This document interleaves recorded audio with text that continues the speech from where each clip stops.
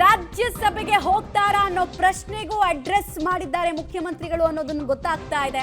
ರಾಜ್ಯಸಭೆಗೆ ಹೋಗೋದ್ರ ಬಗ್ಗೆ ಯಾವ ಬಯಕೆಗಳು ಇಲ್ಲ ಅನ್ನೋದನ್ನು ತಿಳಿಸಿದ್ರು. ಮುಂದೆ ಪಕ್ಷವನ್ನ ಅಧಿಕಾರಕ್ಕೆ ತರುವಂತಹ ಸಂಕಲ್ಪವನ್ನ ಕೂಡ ಸಿಎಂ ಮಾಡಿದ್ರು. ಹೈಕಮಾಂಡ್ ರಾಜ್ಯಸಭೆಯ ಆಫರ್ ಅನ್ನ ನಯವಾಗಿ ತಿರಸ್ಕಾರ ಮಾಡಿದ್ದಾರೆ ಅನ್ನೋದು ಗೊತ್ತಾಗ್ತಾ ಇದೆ. ನಯವಾಗಿ, not in a rude way, thank you but no thanks ಅನ್ನೋ ರೀತಿನಲ್ಲಿ. ನಾನು ಬೇಡ ಅಂದಿದ್ದೀನಿ, ಆಲ್ರೆಡಿ ನನ್ನ ನಿರ್ಧಾರವನ್ನು ಹೇಳಿದ್ದೀನಿ. ಇದ್ರ ಬಗ್ಗೆ ನಾನು ರಾಜಕಾರಣದಲ್ಲಿ ಇರಬೇಕು ಅಂತ ಅಂದುಕೊಂಡಿದ್ದೀನಿ ಅಂತ ತಿಳಿಸಿದ್ರು. ಮುಕ್ತವಾಗಿ ಮಾತುಕತೆಗಳನ್ನು ಆಡೋದಕ್ಕೆ ಇವತ್ತು ಸಿಎಂ ಸಿದ್ದರಾಮಯ್ಯ ಸಂಪುಟ ಸಹೋದ್ಯೋಗಿಗಳ ಜೊತೆಗೆ ಆಡಿದ್ರು ಅನ್ನೋದು ಕೂಡ ಗೊತ್ತಾಗ್ತಾ ಇದೆ. ರಾಜ್ಯಸಭೆಯ ವಿಚಾರದಲ್ಲಿ ರೆಡ್ ಸಿಗ್ನಲ್ ಅನ್ನು ತೋರಿಸಿದ್ದಾರೆ. ಜೊತೆಗೆ ಒಂದು ವಿಚಾರ, ರಾಜೀನಾಮೆ ಕೊಡೋದು ಆಯ್ಕೆ ಆಗಿರಲಿಲ್ಲ ನನಗೆ, ಬಟ್ ರಾಜ್ಯಸಭೆಗೆ ಹೋಗೋದು ಆಯ್ಕೆ ಆಗಿದೆ, ಆ ಆಯ್ಕೆಯನ್ನು ನಾನು ತಿರಸ್ಕರಿಸ್ತೀನಿ ಅಂತ ಹೇಳಿರೋದನ್ನು ನಾವಿಲ್ಲಿ ಅರ್ಥ ಮಾಡ್ಕೊಳ್ಬಹುದು. ಸೊ ರಾಜಕಾರಣದಲ್ಲಿ ಆಕ್ಟಿವ್ ಆಗಿರ್ತಾರೆ, ಬಟ್ ಡೀಟೇಲ್ಸ್ ಕೊಡ್ತಾರೆ ಸುಕೇಶ್.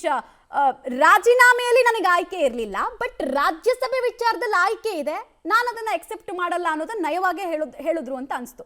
ಖಂಡಿತ ಮಮತಾ, ಯಾಕಂದ್ರೆ ಮೊದಲಿಂದಲೂ ಕೂಡ ರಾಷ್ಟ್ರ ರಾಜಕಾರಣದ ವಿಚಾರದಲ್ಲಿ ಸಿದ್ದರಾಮಯ್ಯ ಅವರ ಹೆಸರು ಕೇಳಿ ಬರ್ತಾ ಇದ್ದಂಥದ್ದು, ಚರ್ಚೆ ನಡೆದಿದೆ ಅಂತ ಇದು ಹೊಸತಲ್ಲ.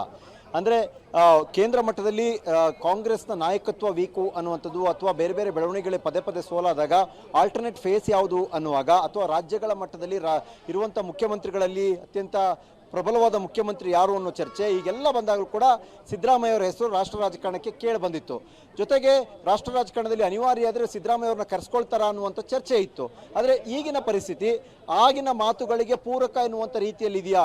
ಮತ್ತು ಕಾಂಗ್ರೆಸ್ನ ಈ ರೀತಿಯ ಒಂದು ಸ್ಟ್ಯಾಂಡರ್ಡ್ ಆಫ್ ಸ್ಟ್ರಾಟಜಿ ಮೊದಲಿಂದಲೂ ಕೂಡ ಬಂದಿರುವಂಥದ್ದು, ಈ ರೀತಿಯ ಬದಲಾವಣೆಗಳಾದಾಗ ಮುಖ್ಯಮಂತ್ರಿಗಳು ಅಥವಾ ಹಿರಿಯ ನಾಯಕರ ಬದಲಾವಣೆಗಳಾದಾಗ ಅವ್ರನ್ನ ಕೇಂದ್ರಕ್ಕೆ ಕರೆಸ್ಕೊಳ್ಳುವಂಥದ್ದು, ಇಲ್ಲಿದ್ದರೆ ಸಮಸ್ಯೆ ಆಗುತ್ತೆ ಅನ್ನುವಂಥದ್ದು, ಅಥವಾ ಇಲ್ಲಿದ್ದರೆ ಮತ್ತೊಂದು ಬಣದ ಸೃಷ್ಟಿಗೆ ಕಾರಣವಾಗುತ್ತೆ ಅನ್ನುವಂಥದ್ದು ಬೇರೆ ಬೇರೆ ಲೆಕ್ಕಾಚಾರ. ಹಿಂದೆ ಎಸ್ ಎಂ ಕೃಷ್ಣ ಅವ್ರಿಗೂ ಕೂಡ, ಅಂದರೆ ಅವತ್ತಿನ ಸಮ್ಮಿಶ್ರ ಸರ್ಕಾರ ಬಂದಾಗ 2004ರಲ್ಲಿ ಎಸ್ ಎಂ ಕೃಷ್ಣ ಅವರ ರಾಜ್ಯಪಾಲರಾಗಿ ಬೇರೆ ರಾಜ್ಯಕ್ಕೆ ಕರೆಸ್ಕೊಂಡಂಥ ಉದಾಹರಣೆ ಇದೆ, ರಾಜ್ಯದ ಮಟ್ಟಿಗೆ ಆದಂಥ ಬೆಳವಣಿಗೆ ಮಟ್ಟಿಗೆ ಹೇಳೋದಾದರೆ.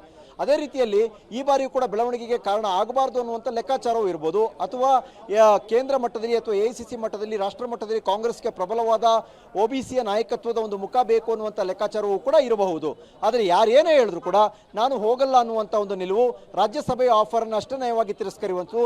ಅಂದರೆ ದೆಹಲಿಯ ರಾಜಕಾರಣ ನನಗೆ ಒಗ್ಗಲ್ಲ, ಅದು ಬೇರೆ ಬೇರೆ ಕಾರಣಗಳಿರ್ಬೋದು ಅವರಾಗಿ ಹೇಳಲಿಕ್ಕೆ ಕೂಡ. ಮತ್ತೆ ಕಳೆದ 45 ವರ್ಷಗಳಿಂದ ಇಲ್ಲೇ ರಾಜಕಾರಣ ಮಾಡಿಕೊಂಡು ಬಂದಂಥ ಸಿದ್ದರಾಮಯ್ಯ ಅವರಿಗೆ ಏಕಾಏಕಿಯಾಗಿ ಈ ವಯಸ್ಸಿನಲ್ಲಿ ಅಲ್ಲಿಗೆ ಹೋಗುವಂಥದ್ದು ಕೂಡ ಸೂಕ್ತವಾಗಲ್ಲ. ಇವೆಲ್ಲವನ್ನೂ ಮುಂದಿಟ್ಟು ಅಷ್ಟೇ ನಯವಾಗಿ ತಿರಸ್ಕರಿಸಿರ್ಬೋದು.